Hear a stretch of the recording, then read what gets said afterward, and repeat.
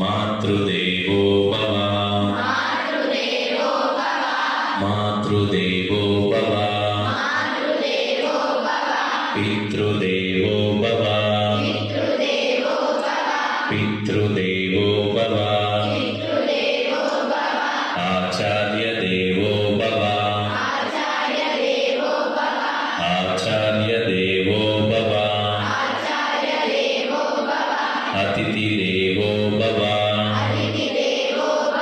अतिथिदेवो भव. ఒక 3 times